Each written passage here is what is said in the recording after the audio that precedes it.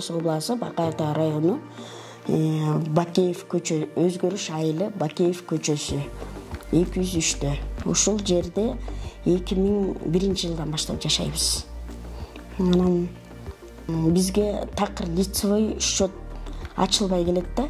Анткени 2001 жылы жолдошум Эралиев Кадырбай лицевой счет ачтырып келдим деп ошентип келген.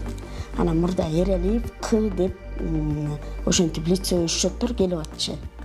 Анан келип 2010 жылы биз билип калдык. Анткени бирде лицевой счеттун номери жазылса, бирде жазылбай келип атты да.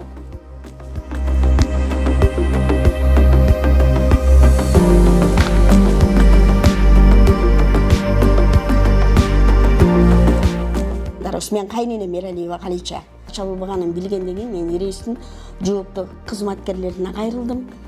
Арыз жазып бизге жаңы лицевой счет ачып бергиле. Лицевой счет жок экен бул жердики деп ачып берип, түндүк электр энергиясына дагы кайрылгам. Ал жерге дагы ал жоопту кызматкерлерине да заявление жазып кайрылганбыз.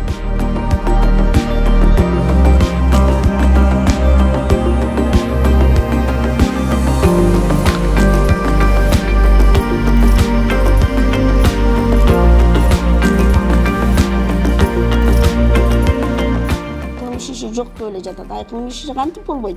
Бирөөнүн мага лицевой счет ачылбаса, бирөөнүн компьютерди оңдоп туруп, бирөөнүн карызын мага коюп атса.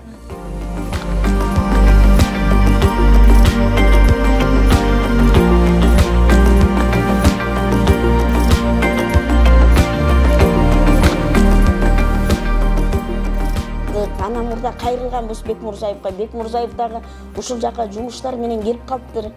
Анан келип калып эже чечилет деп ушинтти. Анан кийинчерээк жанагы сиздин ишиңиз тергөөдө экен. Тергөөдө болгондон кийин мен неме чече албайм. Тергөөдө болгондон кийин тергөө иши бүтсүн деп койду.